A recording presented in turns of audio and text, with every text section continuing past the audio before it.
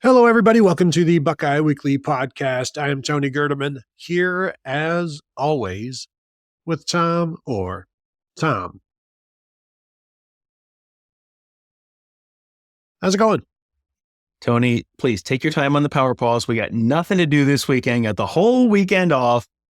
I'm sure you have some wonderful, fun stuff planned. Tell everyone, what do you have going on this weekend now that you don't have to cover an Ohio State football game? I'm not going to lie. Like every few hours, I will pull up the television schedule of the games this weekend and just be like, this one and this one. And the thing is, like, you've got to look pretty hard this week to find something to look forward to. But there's if you look, you can find it. Like even like Colorado State, which is going to be interesting to see what, everybody's going to be rooting against Coach Prime, as we know. And so there's going to be drama throughout, but that's what I will be doing. Tom, I'm sure it's a little too early for apple picking, but and pumpkin stomping and those sorts of things. Probably got some softball going on, probably got some skating going on, probably got some mixed lacrosse going on, probably got some curling, and probably still going to do some apple picking anyway, I'm guessing. My son has a hockey practice on Saturday afternoon. Tony, I'm not going to Ohio Stadium. I'm going to the OSU ice rink at one point on Saturday. So really going to be a fun change of pace for me all the way on the north side of Woody Hayes Drive. Should be really, Tony, we love to mix things up, keep things fresh. It's going to be great. Can't wait for that.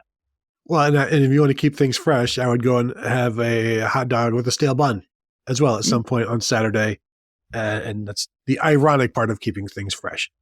So while we don't have anything, we've talked about Ryan Day and Jim Knowles and that whole press conference that we had on Tuesday, and that's been covered.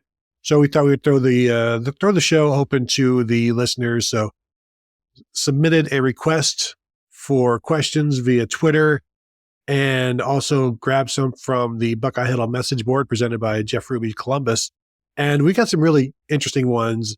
Especially this first one at the outset, because we got some questions here that could be shows on their own, especially this first one. Yeah, the first one is from one of our members on our board, Buckeye for Life 20. This is one that I saw and I went, oh man, like this, we could talk about this for 20 minutes, 30 minutes. And the fact that there are so many good answers to this is a good indication that this is probably going to be a fairly successful season for the Buckeyes. So it is, who is the most important addition of the offseason for the Buckeyes? And he actually put a poll together on our board. So I'm going to pull that up now, which of course I should have done long before now. I've got it right here. He put in there were Will Howard, Chip Kelly, Caleb Downs, Seth McLaughlin, Jeremiah Smith, and Quinshon Judkins. And I think, Tony, you can look at this and you could pick any of the six. I think there's one that I could kind of go, okay, maybe, great addition, but not the most important because of some other context. I think five of them, you could look and go, yeah, I think that's a viable answer there. Yeah, my immediate thought, and this is the one I voted on, was Caleb Downs. Then I see everybody else saying Chip Kelly, and I'm like, what am I wrong about? Because how much time you got, buddy? 20. You said 20 minutes tops on this one, but when I examined this question, then I threw it out to Twitter, and I'm getting the same responses on Twitter that is on the message board. But my thought is, take these guys away. How much worse is Ohio State at each spot without one of those guys? And when you talk about the one guy that probably doesn't need to be here, that's Quinshon Judkins, correct? Correct. Yeah. And that's not that Quinshon Judkins hasn't been a fantastic addition. You saw him run for 12 yards a carry or whatever it was against Western Michigan. He's going to be a fantastic addition. And he might end up being the most important if you have an injury or something later in the season. But right now, you got Travion Henderson. You've got James Peoples, looks like he might be ready for prime time fairly soon. So you weren't in desperate need of a running back. He was a nice to have more than a absolutely have to have there. So I go with Caleb Downs because of what they have behind him. And we went into this season and went into after last season saying Malik Hartford will likely, be a starter. He's not played much this year, not just because he's got Lathan Ransom and Caleb Downs ahead of him, but we have talked to Jim Knowles about the concerns at the concerns with the depth at safety. He said they are getting better. Jalen McClain Malik Hartford. I do think if there was no Caleb Downs, you probably have Lathan Ransom at free safety, and then, perhaps Hartford at strong safety. But we know they don't want to be without either of those guys. So that was my immediate thought. And then I clicked I cast my ballot. I voted. And then I see the results, and so many other people, including you, I believe, voting for Chip Kelly. And I'm like, well, if they didn't have Chip Kelly, they still have Ryan Day. This is still a very good offense. And then you think about it more and what the addition of Chip Kelly does, not just for the offense, but for Ryan Day as the head coach as well. And before we get to Chip Kelly, I do want to touch on the Caleb Downs thing, because Caleb Downs is a great answer as well. If you didn't have Caleb Downs, I agree with you. You maybe do move Lathan Ransom to that adjuster position where he's probably not quite as good. I think he's better suited for that boundary bandit position. But if you don't move him, do you have Sonny Styles as a linebacker, or is Sonny Styles still playing the bandit this year? I mean, that's a possibility. You might have upgraded a couple different positions there by being able to move Sonny Styles to what is probably a more natural position for him. He probably, if he hasn't outgrown the safety position already, he is going to outgrow the safety position at some point soon. So the Downs answer is a perfectly viable, acceptable answer there. As for the Chip Kelly answer, I just posted already early on the huddle board presented by Jeff Ruby's Columbus at BuckeyeHuddle.com for our members, a show with Ross Bolton talking about Chip Kelly's influence on the Ohio State offense so far this season. And he talked about the fact that he's seeing more of an influence already than he maybe was expecting. So you can find that there, and then that will go up a little later on Thursday publicly for on YouTube. We think we may have figured out the video thing, so there's going to be hopefully even more informative than Ross shows already are. We'll see how that goes, but so far so good on that one. But Chip Kelly, the replacement level on an offensive coordinator. I mean, we have seen terrible offensive coordinators for Ohio State over the years, and we have seen great offensive coordinators over the years, and you've had some that are just fine. And with Ryan Day there, I think the replacement level is pretty high, because Ryan Day is not going to, number one, I don't think Ryan Day is going to be the type to hire a terrible coordinator. You generally, if you are a great offensive mind, will be able to recognize, hey, this guy doesn't know his you-know-what from a hole in the ground, and you avoid making that hire. That did not always protect Urban Meyer in the past, but you get the sense Ryan Day would probably have a pretty decent sense for who would be a good offensive coordinator fit. But Kelly has just, Day's strength is in the passing game.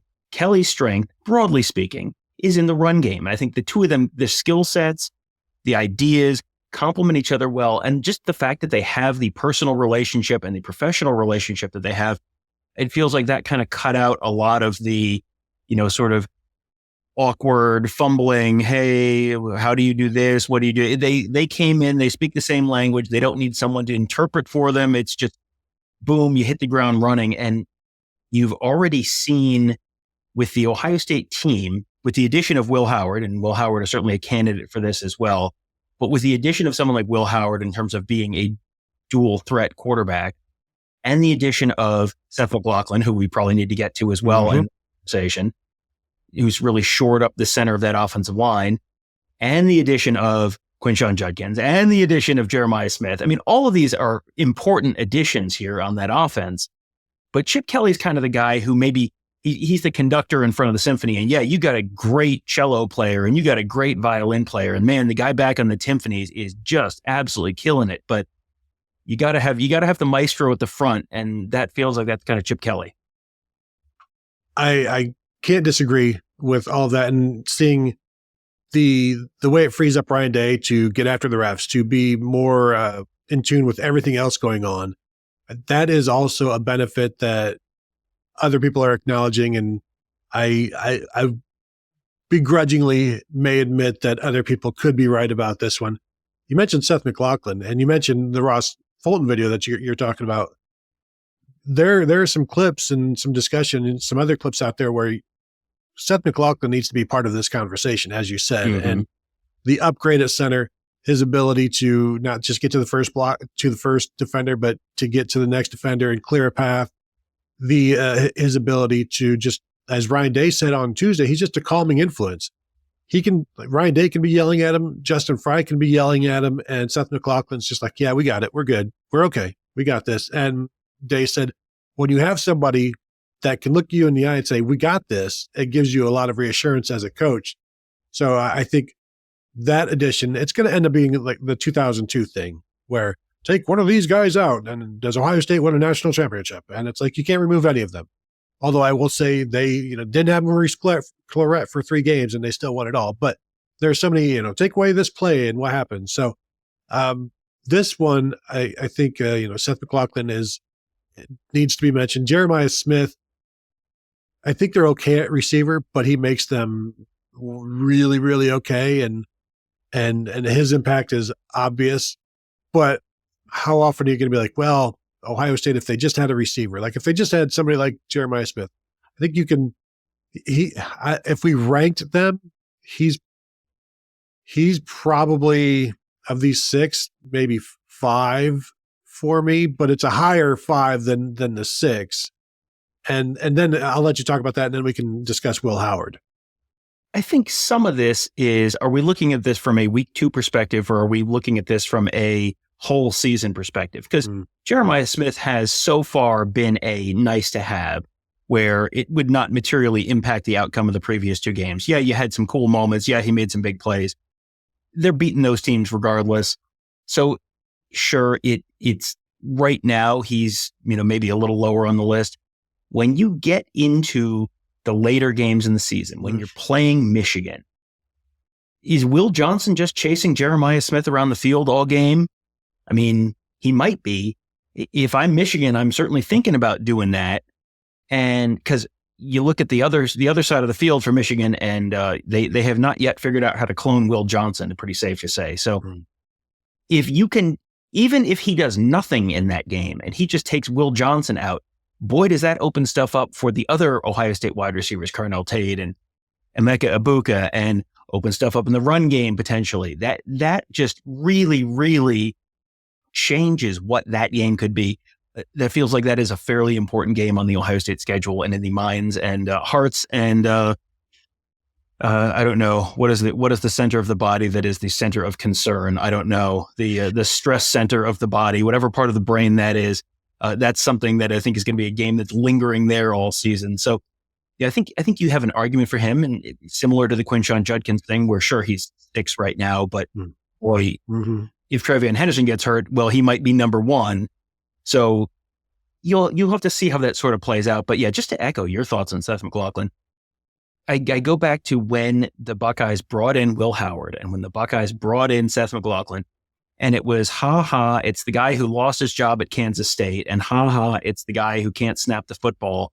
Oh boy, what are you morons doing? And then you fast forward to now, and you're watching Seth McLaughlin just absolutely control things in the middle of the line of scrimmage, running the line of scrimmage, making the line calls, all the little boring stuff that everyone doesn't want to think about. But when you see someone who can't do it, like the Cotton Bowl last year, you see what that looks like, and that's a problem. So Seth McLaughlin, I think, has been it might be the most low-key correct answer on this one, where I think if you just ask the average fan on the street, they're going to say it's Jeremiah Smith, and then the next thing they're going to say is Will Howard, and then the next thing they're going to say is Quinshon Judkins, and then they might say Caleb Downs somewhere in that mix as well. But I think Seth McLaughlin might be 3 on this list, maybe for me, maybe give or take. He is, I think, going to have a very outsized impact compared to what he gets credit for this year. Yeah, and I don't want to rank these because we'll agree on 6. That's it. We're not going to any further than that because it's just so close. And all of these guys, Will Howard, his ability to operate Chip Kelly's RPO system and make the right reads and make the throws and make the right reads. We don't know how well Devin Brown would be doing that. We can't even factor in Kyle McCord into the situation because he left before the season was even over. So I think Will Howard is another one that is a significant addition and has an argument to be the number 1 guy. And I think in that poll let's have the pollsters rank this, because as of right now, as I refresh, it's Chip Kelly with 54.5% of the vote. Then it is Will Howard, and now I got to go Will Howard with 16.4% of the vote. And then it's a three-way tie with Caleb Downs, Seth McLaughlin, and Jeremiah Smith with 9.1% of the vote. And I'm not going to argue with that because I think when you're talking about who is fifth, like who are you moving up? Who are you moving down? Like ties are good here. Tie is just fine when we're talking about this question. Yeah, you might say, Tony, that this tie is the greatest win in the history of Buckeye Huddle. You might say that, Tony. You might. But yeah, I think broadly speaking, Chip Kelly, followed by Will Howard, followed by a combination of Caleb Downs, Seth McLaughlin, Jeremiah Smith, and then Quinshon Judkins is probably right overall. Yeah. All right. Next up, from @Nanduri NFL, what should define a successful season this year, given the expectations are what they are? And I know, Tony, that natty or bust is the motto, and I know that that's when you're the players, you have to say that. You can't come in and say, well, if we make the semifinals, that's a pretty good season. That has to be the mindset within the program. If you're a fan, your mindset doesn't actually impact the outcome in the way that a player's mindset does. You're allowed to just sort of enjoy success. And if you don't reach the absolute pinnacle, that can still be a successful season. To me, if they beat Michigan, they win the Big Ten, and they get to the college football playoff championship game, certainly that's a success. Even if they lose, you're not playing TCU in the conference in the national championship game this year. You're probably playing Georgia in Georgia. That is not an easy task, and they darn near pulled it off a couple of years ago. They very well might pull it off this year. If it's a national championship, of course, it's a success. If they get there and it's a close game and it's a game that's going to hinge on one or two plays and it's a game that might hinge on one or two calls, at that point, you've kind of gotten where the year Georgia went to the national championship game for the first time under Kirby Smart and lost in double overtime on the Tua Tagovailoa 42-yarder or whatever it was. Like, I'm sorry, you didn't win the national championship. That's a successful year. You got to double overtime in the national championship game. That's as close as you can possibly get. I'm willing to entertain they lose in the semifinals. I think that's probably not going to be viewed as a success by anyone. I think Ohio State fans are going to sort of view making the national championship game as a benchmark this year. But if they beat Michigan, they win the Big Ten, and they get the national championship game, I have a hard time looking at that and going, oh, nope, failure. Yeah, no, I'm with you. That was exactly the first one is beat Michigan. And then the main one, the one after that is make it to the championship game. You're going to be favored perhaps until that point. So as long as you win all of the games that you're favored to play in, then you've done what you were expected to do. Can you be faulted for winning a game you're not expected to win? That's where we get into the expectations and what is successful. I don't know that they need to win a Big Ten championship as long as whatever happens after that is significant, because they can beat Michigan, win a Big Ten championship, and then fail in the semis, and it's like,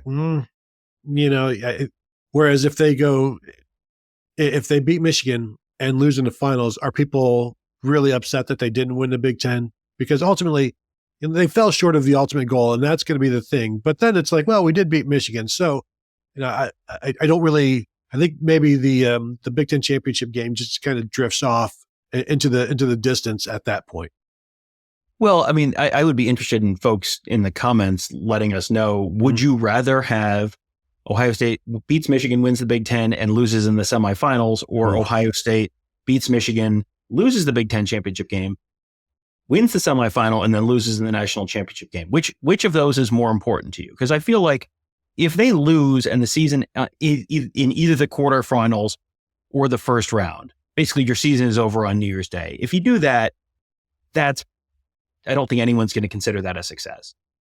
I think the question is sort of that line between, okay, getting to the semifinals and winning at least one playoff game. Is that viewed as enough if you win the Big Ten and beat Michigan? Or if you don't win the Big Ten and you win a couple college, you have to win. If you don't win the Big Ten, you have to win 3 playoff games, first round, quarterfinal, semifinal to get to the national championship game. So, I mean, at that point, yeah, you probably are largely forgetting that Big Ten championship game once you've won 3 playoff games. But I think you're also probably, Tony, going to be getting to the national championship game and saying, boy, if only you didn't have the wear and tear from that first round game on you. If you only had won the Big Ten championship game, you'd only have played 2 games until now and not 3. I think that's going to be part of that conversation that week, certainly. But I would genuinely be interested in people's thoughts on that. And this is probably another great poll for our board, because I would honestly be interested in what's your answer now, and then take the poll again in January, because I feel like the answer might change depending on how things play out. Well, I'm typing this out on Twitter right now as we speak to just get a really quick answer. And just the wording of this has me thinking I already know how it's going to go. Because it's like, here's the question. Buckeye fans, would you rather A, beat Michigan, win the Big Ten, and lose in the semifinals, or B, beat Michigan, lose the Big Ten championship game, and lose in the national championship game? Like, you've got 2 consecutive, I don't want to lose those 2 things right in a row. So I need to rephrase this. I need to add in a win in the semis and lose in the national championship game, because I need to sprinkle in a win there for people not to just be like, I don't want any of this. So manipulating the polls, Tony. I see how it is. Hey, that's nice. It is almost November. It is almost October. It is almost November. Here's the September surprise. All right. So here we go. Let's move on to the next one. At 2007 MLR 2025 depth chart predictions. And boy, this is another one that this could be a whole show. You are the one who does the depth charts on the site, so I will give you home field advantage on this one. Go ahead. Well, and we can do this pretty quickly. Quarterback, and when we say depth chart, I don't know if we should just pick the one deep at this point. Yeah, probably. So Julian Sayin, and then at quarterback. Running back, assuming Quinshon Judkins isn't back, and I would put that at like 15% chance that he comes back. So then you go James Peoples, who I think is in line for a 1,500-yard season next year. Then at receiver, you've got Jeremiah Smith, Carnell Tate, Brandon Ennis. Not a bad trio. Offensive line, left tackle. At this point, it does not. Josh Simmons is playing pretty well, so we'll see what happens there. Left guard, Austin Sierveld seems pretty decent. I think he's going to be okay there. Center, does Carson Hinsman jump back in there? Maybe. I mean, he played there in the second half. Right guard, Tager Shabola. Tom, I'll let you go ahead. I'm going to drop off. I'll let you take the tackles. I'll also throw in the tight ends. Jelani Thurman, Max Kaczmarek. Like, those 2 guys will be, I would assume, Max Kaczmarek. But please, Tom, tell me, who are the starting tackles? Yeah, isn't that an interesting question? Because Josh Simmons could play another year, but could leave early for the NFL. And Josh Fryer, is Josh Fryer out of eligibility after this year? Yep. Okay, so definitely losing Josh Fryer. I do wonder if Josh Simmons is not a lead pipe cinch first rounder, I wonder if you can throw some NIL at him to get him to come back. And then there's a real possibility that the second tackle is not currently on the roster. I think that's a real possibility that they maybe look at the portal, and as far as who that is, well, that's looking pretty far down the line. Jordan Seaton has been a hot topic on our board at times over the last few weeks, as Coach Prime looks like he may be a 2 and done at Colorado. We'll see how that goes, but there's probably someone in the portal they can bring in. I can tell you at this time in 2023 or 2022, no one was talking about Josh Simmons being the guy who was going to be Ohio State's starting left tackle in 2023. So we'll see. I think at least one of these starting tackles for Ohio State is not currently on the roster. As for the defense, you're losing your whole starting front right now. You're losing JT Tuimoloau, Tyleik Williams, you're losing Ty Hamilton, you're losing Jack Sawyer. So I would guess Kenyatta Jackson and Caden Curry as your ends. And I mean, I know they love Caden McDonald. I think Caden McDonald and Hero Kanu probably on the inside there. And then at linebacker, no more Cody Simon. Is Sonny Styles back for next year? maybe. I mean, Right. I think it would probably benefit him to have another year in college, but he is draft eligible, but he also was an early enrollee. So is he looking to go, would another year benefit him? Probably. Could he potentially be a first rounder depending on how his film plays out and just based on his pure athleticism this year? Sure. That's a possibility too. So we'll see. Arvell Reese, I think to me is rocketing up the likelihood of being a starter for next year's Ohio State team. Let's throw Sonny Styles. We'll say Arvell Reese and Sonny Styles there just to see, but Gabe Powers, I think, is in that mix. We'll see what they decide to do with CJ Hicks. CJ Hicks is someone that there were questions this week about, do they kick him down to the defensive line? They may have him play closer to the line of scrimmage. I think that might be a good fit, but they're probably not going to do that this year. So, does the coaching staff have interest in that for next year? Does CJ Hicks have interest in that for next year? Those are both questions that impact that. Outside corners, you're probably losing Davis Nigbinosin and Denzel Burke and Jordan Hancock are all draft eligible. So you assume you're probably losing all three of those guys. I'd say Jermaine Matthews, Calvin Simpson-Hunt is kind of the next guy up, although Aaron Scott has definitely worked his way in there. I think those, some combination of those three guys are probably your three corners. You got Caleb Downs for one more year, and then who's your other safety? Do you just move Jalen McClain up? Do you move Malik Hartford over to Bandit? I mean, you got a couple choices there, but it feels like a lot of those guys are probably going to be in that mix. Yeah, they'll do whoever the next best safety is will be there, and they've been cross training them to play both spots. So it wouldn't shock me if it's Jalen McClain, just because of the way he is kind of, as you said, rocketed up. Talking about Arvell Reese, but Malik Hartford did the same thing last year. So we'll see what happens over the course of the season. I expect Sonny Styles to come back. There's no reason right now. He's not playing to a level where, when I say name me Sonny Styles' biggest wow play, there really aren't any. At line, it's 2 games, but even when he would play nickel, it's like there aren't any wow plays just yet. And I assume they'll come, but there's the athleticism is there. Everything that the physicality, you look at him, you're like, that guy looks like a first rounder, but then I also need to see it on the field. In terms of, real quick on Josh Simmons, he'll probably be the highest paid offensive lineman in college football next year. I think that's probably what you're going to do, because what do you do without him? And they don't want to find out. So you're going to do everything you can to keep him. And we know they're going to have plenty of free agent money. So many guys coming off the cap after this season, there's going to be money to play with. And I think that's one of the guys that you're going to target pretty earnestly. Yeah, I think that if you've got the guy in-house already, and if you don't keep him, then you're going to probably have to go for sure outside and get someone else to fit one of those tackle spots. Because I could see Zen Mahalski starting next year. I could see George Fitzpatrick starting next year. I think if you're starting both of those guys, the odds that they both take the step that they need is not that high.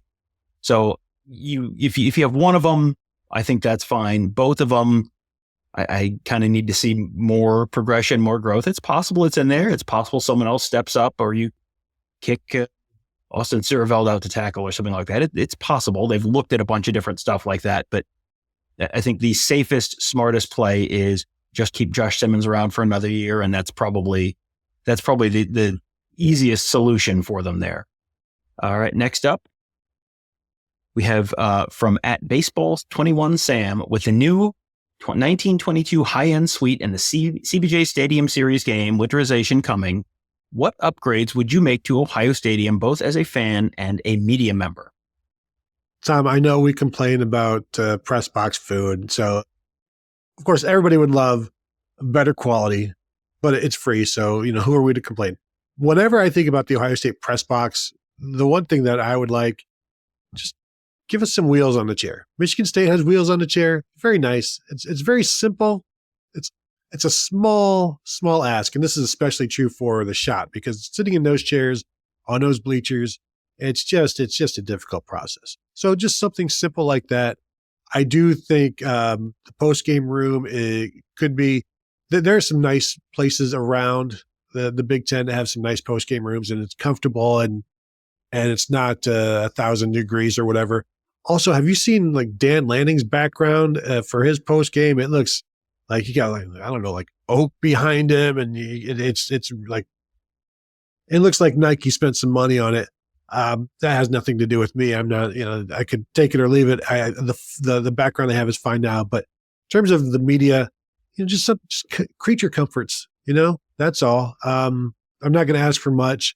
In terms of the fan experience, Handygate on our message board mentioned, is there anything that could they do something with the back of South stands, like the underneath and back of it, and create some sort of a fan area, that is fancy and new. And it's like, Tom, there's nothing useful going on underneath South stands right now. So I think you could totally use that.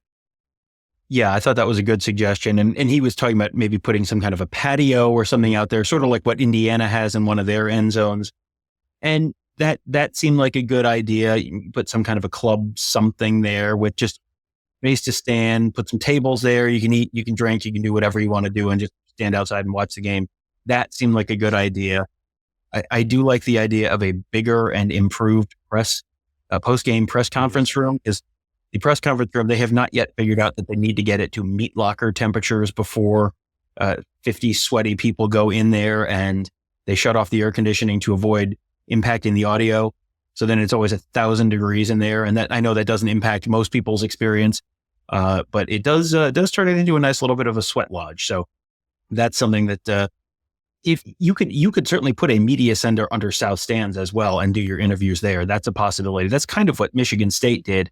They built a new media center area sort of adjacent to the stadium and have big press conference rooms and look very nice. And it's really nicely appointed and well lit and all that kind of stuff.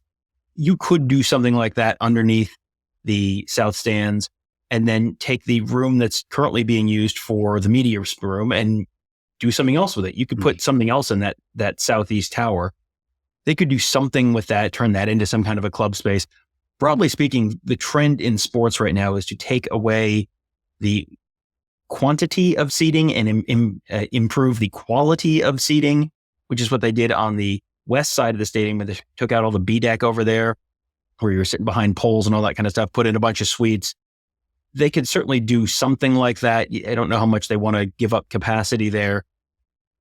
We'll see what the trends in attendance continue to be over the next 5-10 years. But yeah, I think the area underneath South Stands does seem like it's a real area of opportunity to do something different, something new, something creative there. Well, and you can also count that as attendance, because you look at what Jerry World does. They seat over 100,000, but some of that is just people milling about in the vicinity. Like you can pay to get in, but then if you want to get into the stadium, that's going to be another extra. But I think there's a lot, like we know that the 1922 club or whatever it's called, you're going to, I think that'll be on one side of the stadium. There's nothing saying you couldn't also do that on the south side and the other side. Just trying to think about what space is out there. Like there are more things that Ross Bjork is going to try to do. He's, as we know, he is a fundraiser. He's likes to bring in the money, and I do wonder. I do have concerns that not fans have already been priced out, but like it's just going to continue to happen if you keep siding towards exclusivity instead of inclusivity throughout all of these ongoing changes. But then also, if you continue to play bad non-conference teams, the resale market is going to be okay for the people that can't afford to go to a real game and just want to go see Eastern Michigan. Well, and that is still an option. I looked at Western Michigan tickets last week on Wednesday or Thursday on the secondary market, and you could get seats in C-Deck for, including fees, which as we all know are quite sizable, including fees were about $40 to get a halfway decent seat. You were not sitting in the 40th row behind the end zone for that. You could get a halfway decent seat on the corner of the end zone or something like that. So there are still opportunities. I know people, you don't want to go to the Western Michigan game. You want to go to the Michigan game. And I understand that, but there are still opportunities to get into the stadium and take your kids to a game. It just might not be the biggest, most high profile game, but that's just sort of generally the trend in all of athletics and all of different sports right now is the experience at home is so good that the lesser games, where would you rather be watching Ohio State, Western Michigan, or would you rather be sitting at home and watching Michigan and Texas on your 84-inch TV and sitting in your air conditioning and eating your reasonably priced popcorn and drinking your reasonably priced beverages rather than paying for parking and all that stuff? The trend has been away from people really prioritizing going to every single game and just sort of going, these are the two games I really want to go to. And based on that, you have to, you have to design your stadium around kind of the whole season and not just, hey, we could sell more tickets for these two games. They got rid of the B-deck seats and put in the suites because you're making more money by selling the suites for every single game. Yeah. Last one. All right. Last one, Tony. And this one, we could potentially keep this one very, very short. From @Bellissima Photo. Tony, did Connor Stalions act alone? I don't see how that's possible. He may have begun alone, but then he eventually brought people along with him. And I don't think he was the only one that knew it was going on. And I think that'll come out. So no, Tom, my final answer, no, Connor Stalions did not act alone. There was at least one other shooter, maybe 14 others, and when we say shooter, video shooters. And then whatever else went on behind the scenes inside the Michigan football facilities. No, Tom, long answer short. Yes, and I will answer this question with a question. How stupid do you think I am? Because that feels like that's sort of the challenge that's being thrown out there every time. Everyone's like, no one. He was acting entirely alone, all by himself. No one else had any idea. Absolutely not. They just took this guy with his crazy vacuums and they just said, just tell us what to do. I have no follow-up questions at all. Just tell us what to do. That's how college football works, Tony. That's exactly how college football works. When you don't want to know something, whatever you do, don't find it out. So that will do it. Go ahead and hit the thumbs up on this one before we go. We would appreciate that if you're watching on YouTube. Subscribe to the channel if you have not, youtube.com/Buckeye Huddle. Also find us at all of your podcast platforms of choice. Just search Buckeye Weekly Podcast and subscribe. Leave a 5-star rating and review. We would appreciate it. And of course, you can always find us at BuckeyeHuddle.com as well. So thank you all for tuning in, and we'll talk to you later.